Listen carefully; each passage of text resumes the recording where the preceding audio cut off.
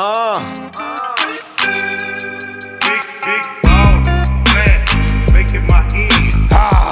Sports God TV broadcasting from DC. Like and subscribe if you really try and see me. Oh, what a feeling talking sports like religion, no cap over here, man. It's all about business.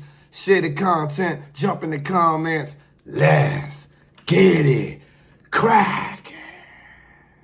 Hey man, y'all already know what's up. This is your boy Sports God TV, where we talk sports like religion, man.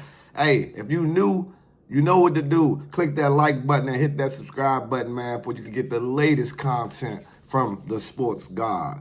Hey man, 2025 free agency has been a frenzy, but this video in particular is going to be based off of my Washington Commanders. Yes, the Commanders are rolling in free agency, bringing a lot of in-house players back, adding a few different pieces from different places, and adding more depth to the roster. You already know the first big move that they made was acquiring wide receiver from the San Francisco 49ers, Deebo Samuels, right? To add another weapon for Jaden Daniels in this Washington Commanders offense. I think that was a fantastic move. I think a lot of the other moves that they made, we did have a few free agents that left the team and went elsewhere. The good thing about the moves that has been made so far by the Commanders is a lot of them aren't long-term deals. We do have one deal that I will talk about that, it was a little bit of head scratching, but digging into it and looking around and getting to know the person, so to speak, as far as listening to his interviews and things like that, I think it may be a sleeper type of deal. But for the most part, a lot of one-year deals, guys wanting to come back and continue that brotherhood and that culture that has been built by none other than Adam Peters and Dan Quinn of the Washington Commanders. I mean, starting off with Jeremy McNichols, I think it was huge to bring McNichols back. McNichols had a crucial fumble in the NFC Championship game on the kickoff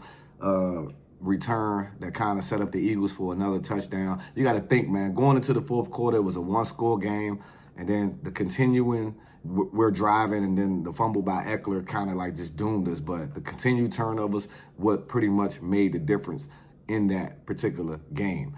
But nonetheless, Jeremy McNichols coming back on a one-year deal to help keep that backfield intact. I still think they need a home run hitter, a home run threat type of running back that got a ton of speed, vision, like a Jabari Gibbs type of back there. Brian Robinson is a power back. Sometimes he lacked the vision, and he definitely lacks the breakaway speed. So I think we still need to attack that area in some shape, form, or fashion, right? Then we brought in safety Will Hurst. Jeremy Lin has left the Commanders, and he has gone to the Raiders. So Will Harris, man, a former corner / safety, versatile defender, played for the New Orleans Saints. He's a hitter, man.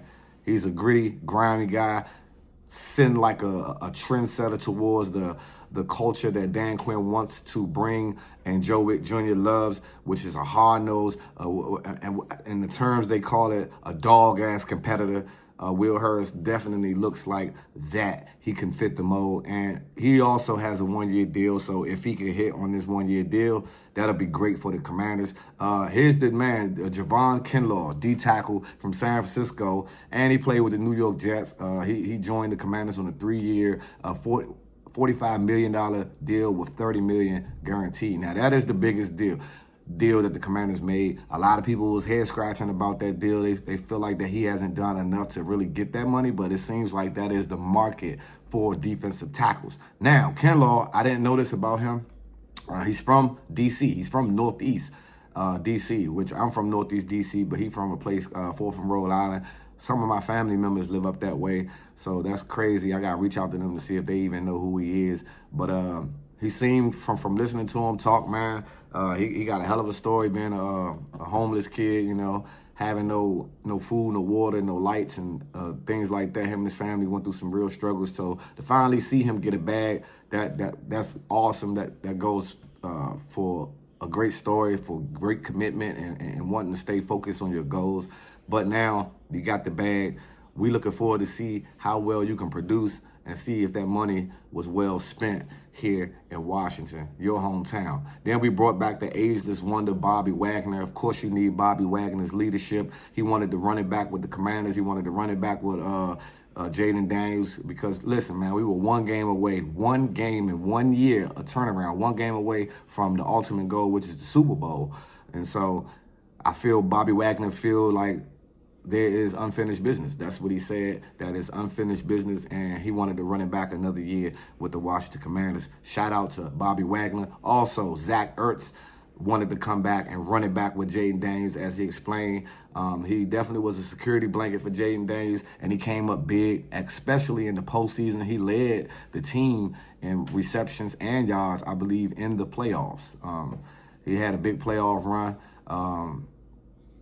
He had a lot of red zone catches, and Jaden Daniels definitely looked for him on 3rd and 4th downs, because we was the highest rated team as far as going forward on 4th down, and a lot of those catches came from Zach Ertz. Then we bring back our blocking master, John Bates, on a 3-year deal. Now that was another non-1-year deal. Bates is considered one of the best blocking tight ends in the National Football League. I think he need to get more receptions in the offense, but that's here nor there. He's definitely there to provide more blocking, especially when you got Deebo Samuels coming around on jet sweeps, motion into the backfield, things like that. I think he's going to be a great contributor like he has always been with the Commanders. So looking forward to seeing that. Tress Way, we had to bring the punter back. He had a little bit of struggles throughout the year, but of course, Tress Way has been one of the best punters in the National Football League over the last few years. So it was good for him to re-sign and come back. And shout out to Tress Way anyway for giving JD5 that 5. You know what I mean? He switched his number and gave it to the rookie, which is the number that Jaden Daniels has played with for his whole career for the most part. Then we brought back another leader, another veteran leader, quarterback Marcus Mariota, who pretty much probably had a little market, but I think he wanted to stay with the Commanders and run it back. That's a good signing, because for God forbid if something was to happen to Jaden Daniels, Marcus Mariota looked great in the offense the 2 times that he had to come in and fill in for Jaden Daniels. He looked awesome against the Cowboys, and I think it was the Carolina Panthers where he shined and did his thing. And the offense suits him. Cliff Kingsbury, obviously him and Jaden, all of them have a camaraderie there in Washington. So it's good to have Marcus Mariota back. You got Eddie Goldman. Eddie Goldman came from the Atlanta Falcons on the 1-year deal. He also is in one of the signers that's filling in for like Jonathan Allen. And Jonathan Allen has no longer he is no longer a Commander. He is now with the Minnesota Vikings. He got his payday there in Minnesota, but Eddie Goldman will be another piece to that D-line. It looks like we loaded up on the defensive line, because one of our issues last year was stopping the run. I mean, Saquon Barkley had almost 400 yards rushing in the 3 games that they played against us, and which is extra crazy. So getting that defensive line together is going to be huge moving forward for the Commanders. You got Jonathan Jones also as well. He's a former Patriot coming on a 1-year deal. More depth in the secondary. Jonathan Jones, he was considered a great leader there in New England, and hopefully he could bring some of them leadership qualities here to the Commanders. And Marshawn will have his 2nd year with the team, you know what I mean, a full actual year. So I think that room should get a little bit better. And I'm looking forward to seeing what Jonathan Jones, Jay Jones, can do. And then you got Dietrich Wise, another Patriot player, New England Patriots, on a 1-year deal for $5 million. Just more depth, man, more rotation and piece. You know what I mean? But Dietrich Wise is a solid NFL player. I'm sorry, I said defensive tackle, but he can move around on the D-line. So that's what you need, and that's what you want. KJ Osborne, didn't see a lot of him last year, but he got signed. They brought him back on the 1-year deal. Looking forward to seeing KJ Osborne compete for, a position, competing for some playing time. You got Michael Dieter at the center position, returning back on a 1-year deal as well. So that's good. He spent time backing up Tyler Biadasz, especially when Biadasz went down in the season. And we brought back Noah Brown. Noah Brown was a valuable piece up until he got hurt. provides a big target, and him and Jaden seemed like they had chemistry early on in the season. And so, and especially when teams were doubling Terry, he would turn to Noah Brown and make plays. Bringing back Sheldon Day, I thought was huge as well. Sheldon Day has also been a significant piece on that D line. You know, another D tackle, so another big body. So that's what we need as far as the depth. Bringing back Trent Scott, you know, the offensive tackle was huge. He got a few starts. He did actually pretty good. For Sam Cosme, you know what I'm saying, blocking Jalen Carter and everything like that.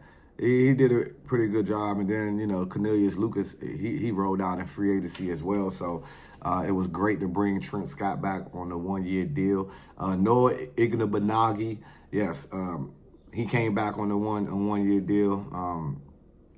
Another, you know, like I said, we got Jonathan Jones. We just got a lot of depth there. I think it'll be huge. Losing Alameda Kids is crucial, but at the same time, I guess that's why we signed KJ Osborne to that one-year deal. Nick Ballore, special team standout, special team Pro Bowler. Glad to have him back on a 2-year deal. Jacob Martin, coming over from Chicago, man. Chicago, rough, rugged, and raw, you know what I mean, on the D-line, another D-end. Like I said, man, Dante Fowler left and went to the Dallas Cowboys out of free agency. So it was good to, you know, try to find a piece to plug in behind him. But Dante Fowler had a great season as far as sacks go, but one of his issues was stopping the run. So Jacob Martin is picked up and hopeful to be able to cover that role. Then you got Nate Herbig from the Pittsburgh Steelers, man, the guard. He was out all last year from a torn ACL, but he's recovered from that, and he should be good to go. Big body, man, provides a 6'4" frame, 333 pounds.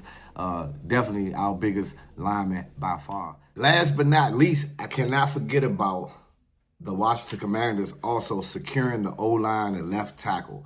Laremy Tunsil, the Houston Texans left tackle, starting left tackle, Pro Bowler, has, you know, also came to the Commanders to protect Jaden Daniels' blind side, which will move Brandon Coleman more than likely on the guard, whether that's left guard, right guard, or may even right tackle. But that was the strongest move that the Commanders have made to secure that offensive line, at least as far as the blind side goes.